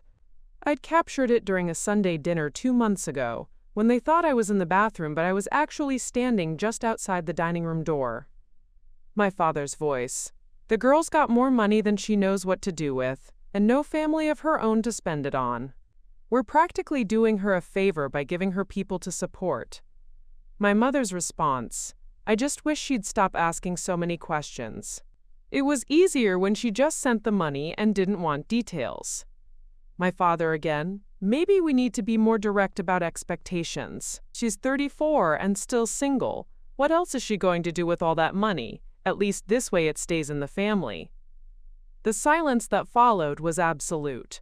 These weren't frustrated comments made in the heat of the moment. These were cold, calculated assessments of how to exploit their daughter's generosity and loneliness. My mother was crying now, but not the manipulative tears she'd used on me for years. These were tears of genuine shame, because she was hearing her own words played back and realizing how they sounded. "Cassie, please," she whispered. "We love you." "We never meant." "Stop," I said, holding up my hand. "Don't tell me what you meant. I have recordings of what you actually said. I have screenshots of what you actually wrote. I have bank records of what you actually did. Your intentions stopped mattering the moment you started treating me like a resource, instead of a person." I put my phone away and looked around the room at their devastated faces. Now, here's what's going to happen next. And I want everyone to listen very carefully, because this is the only time I'm going to explain this. Harrison opened his briefcase and pulled out a stack of legal documents. "Mrs. Thornfield has prepared individual cease and desist letters for each family member," he announced. "These documents legally prohibit any further contact regarding financial matters, any attempts to access her accounts or credit, and any communication about inheritance or estate planning." I took the documents from Harrison and began distributing them personally. "Rhiannon, this letter explains that any future contact from you requesting money, discussing my finances, or attempting to manipulate me emotionally will result in a restraining order." Rhiannon took the document with shaking hands. "A restraining order? Against your own sister?" "Against someone who has systematically exploited and manipulated me for 6 years," I corrected. "The family relationship ended when you started treating me like an ATM." I handed Donovan his letter. "Donovan, your letter includes specific language about business-related contact. Any future attempts to involve me in your business finances, request investments, or use my credit for business expenses will be considered harassment." Donovan stared at the legal letterhead. "Cassie, you can't just cut off your own family." "I'm not cutting off my family," I said. "I'm cutting off people who pretended to be my family while systematically stealing from me." I handed my parents their letters together. "Mom, Dad, your letter is the most comprehensive. It includes language about the Florida condo purchase made with my money, the fraudulent business emergency claims, and the unauthorized use of my financial information. You have 30 days to provide full financial disclosure about how my money was actually used, or I'll be pursuing legal action for fraud." My father looked up from the document, his face pale. "Legal action?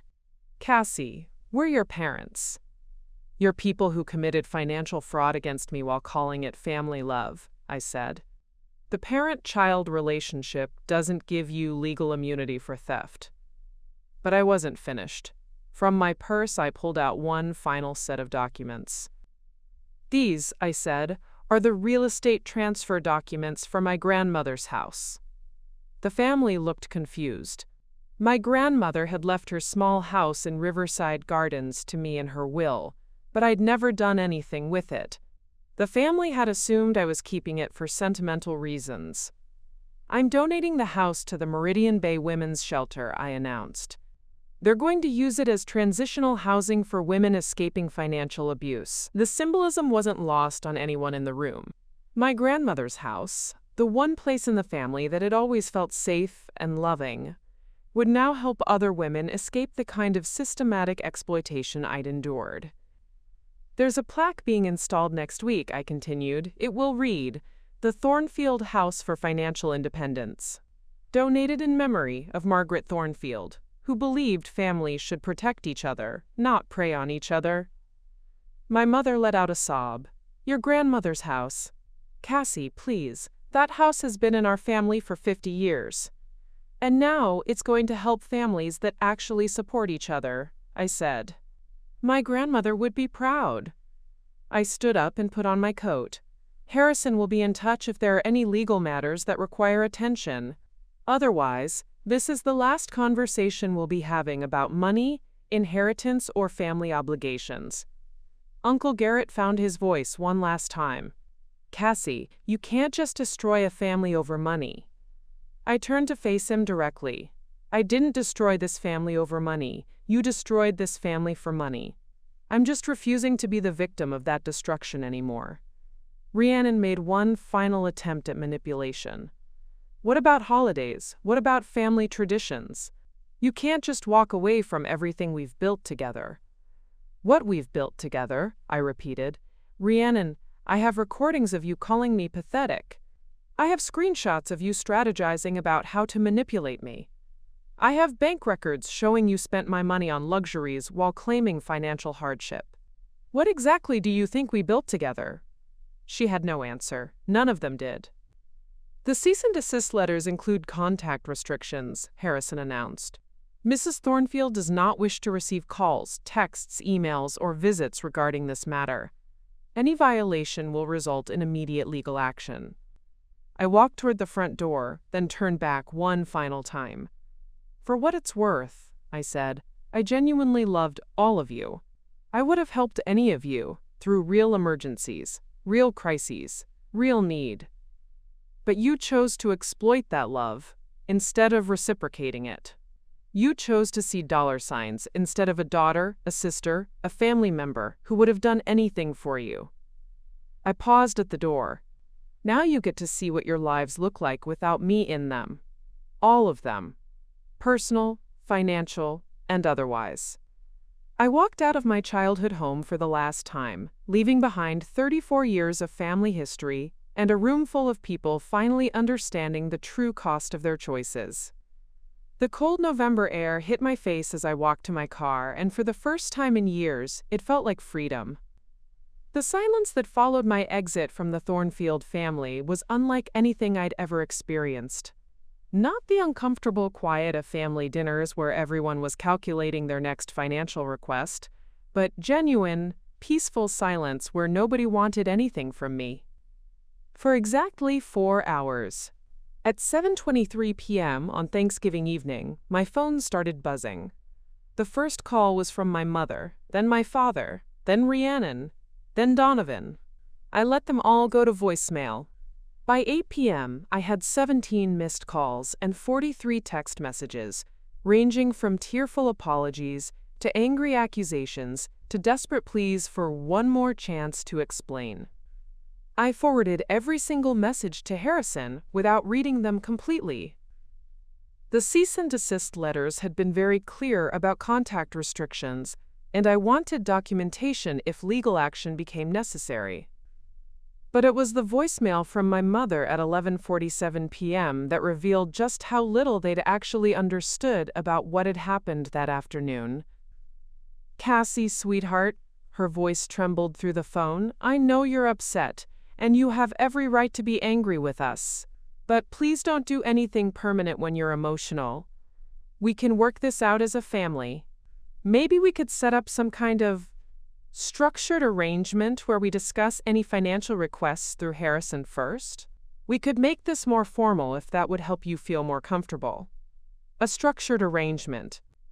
Even after being confronted with 6 years of documented exploitation, even after hearing recordings of their most callous statements about me, my mother's solution was to formalize the process by which they could continue taking my money. She genuinely believed that the problem was inadequate documentation, not fundamental disrespect. The text messages from Rhiannon were more revealing about her true character. "This is so typical of you, Cassie. You blow everything out of proportion and then act like you're the victim. We made some mistakes, but you're destroying an entire family over money. How is that supposed to make you feel good about yourself? 20 minutes later. And honestly, if you have $21 million and you're upset about helping family with a few thousand here and there, maybe we're better off without someone so selfish in our lives. Another hour later. I hope you're happy spending Thanksgiving alone while the rest of us are together being an actual family. The psychological manipulation was so textbook, it was almost admirable in its shamelessness. Minimize the offense, blame the victim, threaten abandonment, then circle back to making me feel guilty for having boundaries. Donovan's approach was different but equally predictable. His messages focused entirely on practical damage control. Cassie, we need to talk about the condo situation. Mom and Dad put a lot of work into that property. You can't just demand they sell it because you're mad. That's not fair to them or to the rest of us who are looking forward to using it. Also, what you said about legal action is way over the line. We're family. You don't sue family over miscommunications about money. Call me back. We need to figure out how to fix this before it gets out of hand. Miscommunications about money. He was characterizing 6 years of systematic fraud as miscommunications. But it was my father's messages that were the most telling, because they revealed the true scope of their financial dependence on me. Cassandra, I need you to understand the position you've put us in. Your mother and I have made financial commitments based on your previous support. We can't just suddenly lose that income without serious consequences. The insurance agency expansion plans were predicated on your investment participation. If you withdraw that support now, we'll have to abandon projects that are already in motion. Donovan's business has contracts that depend on equipment purchases you've helped finance. Rhiannon has lease obligations that assume your continued assistance. You can't just disappear without considering the impact on everyone else's financial stability. The entitlement was breathtaking. Even after being confronted with evidence of their deception, my father was arguing that I was obligated to continue funding their lifestyles because they'd made plans that assumed my money would always be available.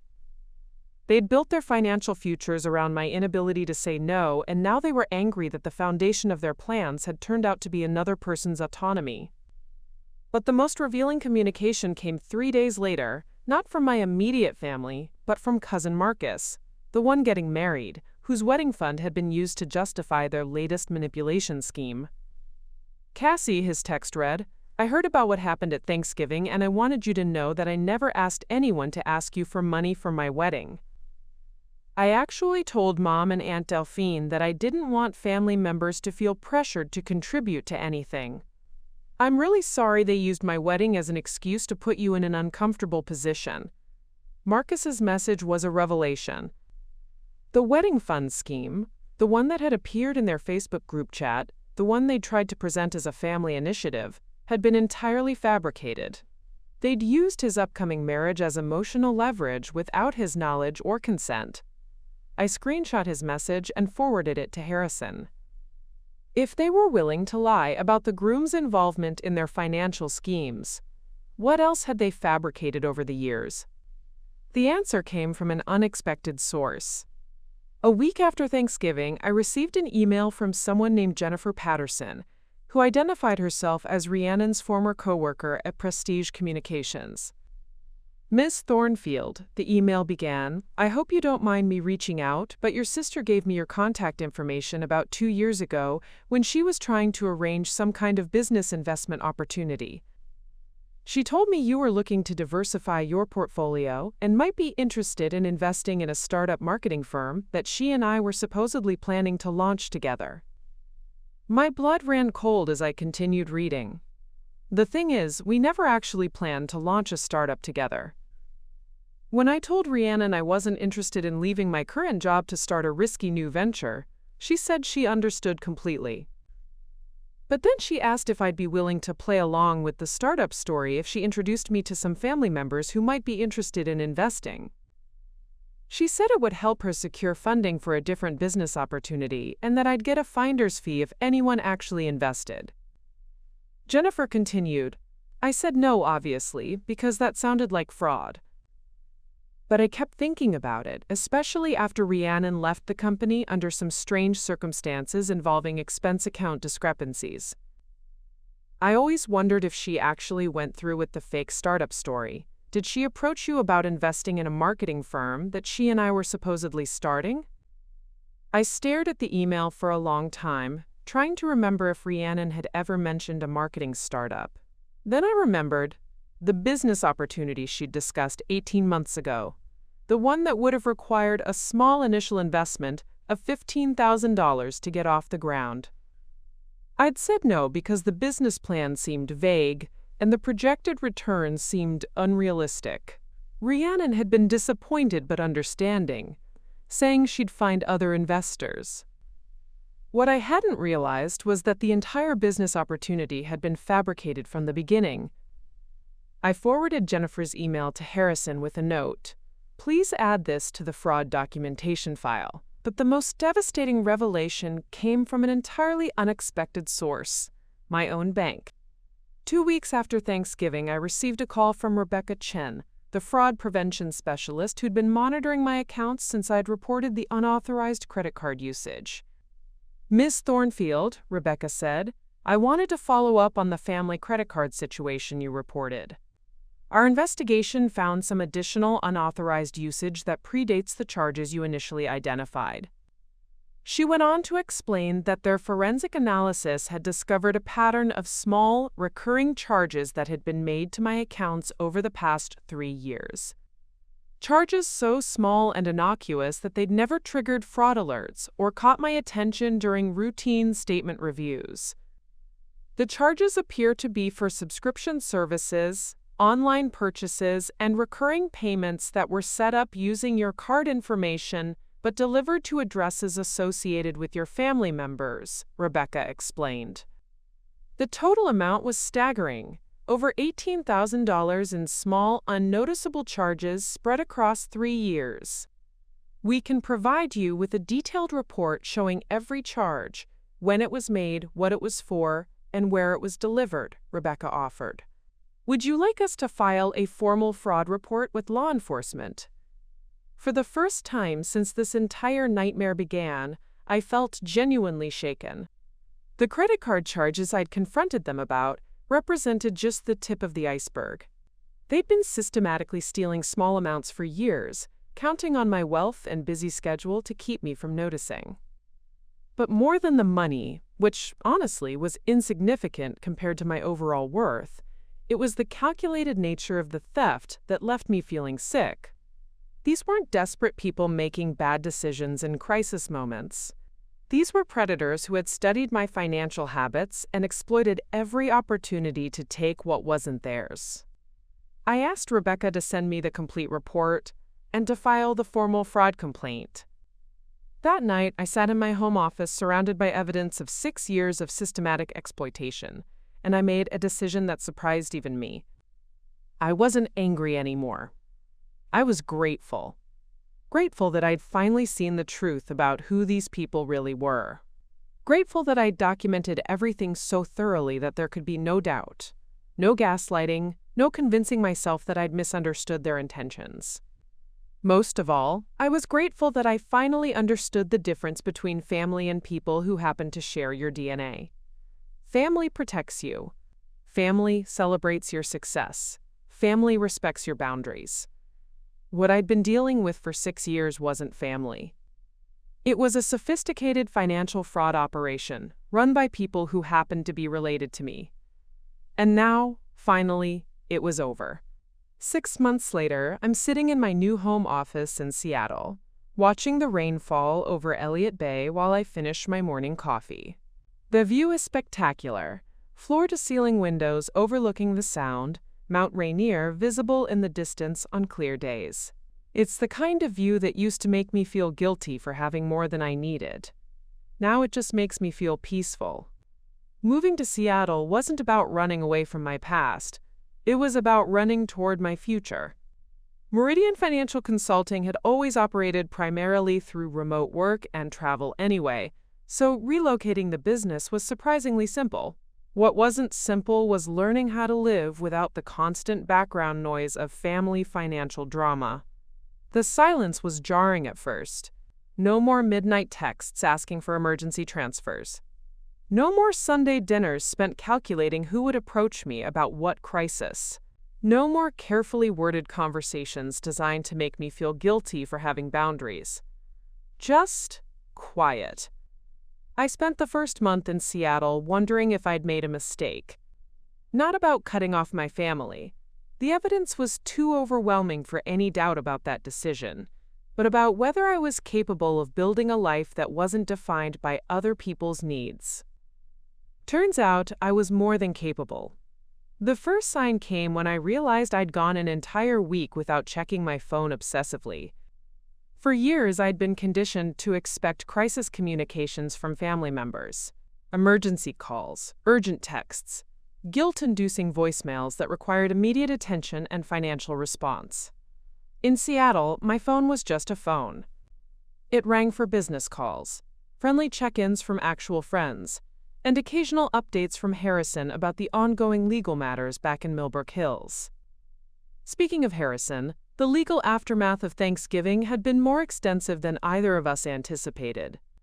The fraud investigation I'd requested had uncovered additional evidence of financial misconduct that went beyond anything I'd documented myself. The bank's forensic analysis revealed that my family had been systematically testing my financial boundaries for years, starting with tiny unauthorized charges and gradually escalating as they confirmed I wasn't paying close attention to small expenses. What they'd interpreted as carelessness or wealth-induced indifference was actually just trust. I hadn't been monitoring their access to my accounts because I'd believed they were trustworthy family members who wouldn't abuse my generosity. That trust had cost me over $400,000 in documented theft and fraud over 6 years. Harrison had initially recommended pursuing criminal charges, but I'd ultimately decided against it. Not out of lingering family loyalty, but because I wanted to focus my energy on building my new life rather than relitigating their crimes. Instead, we'd settled for comprehensive restitution agreements that required full financial disclosure and repayment schedules. My parents had been forced to sell the Florida condo and return those proceeds, plus interest. Rhiannon and Donovan had faced garnished wages to repay their fraudulent expenses. The most satisfying outcome hadn't been financial, though. It had been watching them face the social consequences of their choices. News of the family financial fraud had spread through Millbrook Hills like wildfire. In a community where reputation was everything, being exposed as people who systematically stole from their own family member was social death. My mother had been quietly asked to step down from her position with the Historical Society. My father's insurance agency had lost several major clients who were uncomfortable with recent developments. Rhiannon had been passed over for a promotion she'd been expecting, with her employer citing, quote, concerns about judgment and ethics. The consequences had rippled through their social and professional lives in ways that money couldn't fix. But the most profound change wasn't what had happened to them, it was what had happened to me. For the first time in my adult life, I was living entirely for myself, not supporting anyone else's dreams, not funding anyone else's emergencies, not carefully budgeting my generosity to ensure I could handle the next crisis request. The psychological shift was enormous. I started saying yes to opportunities I'd previously declined because I was worried about maintaining adequate cash reserves for family emergencies. I took a 3-week vacation to New Zealand, something I'd wanted to do for years but had never felt financially comfortable with given my family's unpredictable needs. I bought art I loved without calculating whether the money would be better spent helping someone else. I upgraded my home security system, hired a cleaning service, and purchased a car that made me happy rather than one that was merely practical. Most importantly, I started building relationships with people who valued me for who I was rather than what I could provide. The transition wasn't without challenges. I discovered that I'd become so accustomed to defining my worth through financial usefulness that I initially struggled to understand my value in normal relationships. When my new neighbor in Seattle invited me to dinner, my first instinct was to ask if she needed help with anything. When a colleague mentioned financial stress, I had to consciously resist the urge to offer immediate monetary solutions. It took months of therapy, real therapy, not the crisis counseling I'd sought during family emergencies, to understand that my instinct to solve other people's problems with money wasn't generosity. It was a trauma response developed through years of emotional manipulation. Dr. Sarah Manning, my therapist in Seattle, helped me understand that I'd been trained from childhood to equate love with financial support. Every time my family had praised me for helping with money while ignoring my other qualities, they'd reinforced the belief that my wealth was my primary value. "You've spent years being loved for what you could give rather than who you were," Dr. Manning explained during one particularly insightful session. "Learning to receive love without paying for it is going to take practice." She was right. It did take practice. But gradually, I began building relationships based on mutual respect, shared interests, and genuine affection. I joined a hiking group where nobody knew about my business success. I volunteered at a literacy center, where my value was measured by my ability to teach reading, not by my ability to write checks. I even started dating, something I'd avoided for years because I'd never been sure whether men were interested in me or my financial status. The man I'm seeing now, David, is a marine biologist who earns about $40,000 a year and is genuinely passionate about ocean conservation. He has no idea how much money I have, and I plan to keep it that way until I'm absolutely certain about his character. When he took me out for our first dinner, he chose a modest restaurant and insisted on paying, even though I could tell the expense stretched his budget. The gesture meant more to me than any of the expensive gifts my family had bought with my own money. The contrast was striking. David valued my intelligence, my sense of humor, my hiking skills, and my ability to identify different types of marine life during our beach walks. My family had valued my bank account balance and my reluctance to say no to financial requests. One represented genuine relationship, the other had been sophisticated emotional prostitution. 8 months after Thanksgiving, I received an unexpected piece of mail at my Seattle address. Somehow, despite all the address changes and privacy measures I'd implemented, Rhiannon had tracked down my new location. The letter was 12 pages long, handwritten, and represented what she clearly believed was a compelling case for reconciliation. She acknowledged that mistakes had been made and expressed regret for any misunderstandings about family financial dynamics. She detailed the social and professional consequences they'd all faced since our relationship ended, including their exclusion from community events and the impact on their reputations. Most tellingly, she outlined the financial difficulties they were all experiencing without access to my support. My parents were struggling to maintain their lifestyle on their actual income. Donovan's construction business was having cash flow problems without my informal backing. Rhiannon herself was facing the possibility of downsizing her living situation. The letter concluded with an offer to start fresh with better communication and clearer boundaries around family financial discussions. Even in her apology, Rhiannon was strategizing about how to regain access to my money. I read the letter once, photographed it for my records, and then did something that would have been unthinkable a year earlier. I threw it away without responding. Not because I was angry, but because I simply wasn't interested in relitigating a relationship that had been fundamentally dishonest from the beginning. The family I'd loved had never actually existed. The people who'd raised me, supported me, and claimed to care about me had been performing those roles while systematically exploiting my emotional vulnerabilities for financial gain. I couldn't rebuild a relationship with people who'd proven themselves incapable of seeing me as anything other than a financial resource. And more importantly, I no longer wanted to. Today, as I finish my morning coffee and prepare for a hiking trip with friends who know nothing about my net worth and everything about my favorite trail snacks, I can honestly say that I don't miss my family. I miss the idea of them. I miss the fantasy of belonging to a group of people who loved me unconditionally and supported my success. But I don't miss the reality of constant financial manipulation, emotional blackmail, and systematic exploitation disguised as family love. What I have now is infinitely better: genuine relationships based on mutual respect, a career that fulfills me, financial freedom that I can enjoy without guilt, and the knowledge that anyone who claims to love me actually values me for who I am. Sometimes people ask if I regret how I handled the situation, if I wish I'd tried harder to repair the relationships, if I think cutting off my entire family was too extreme. The answer is simple. You can't repair something that was never actually broken, because it was never actually real in the first place.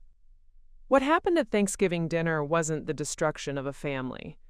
It was the revelation that I'd never had a family to begin with, just a group of people who'd figured out how to monetize my desire to belong. Now I belong to myself. And that, it turns out, is more than enough. Up next, you've got 2 more standout stories right on your screen.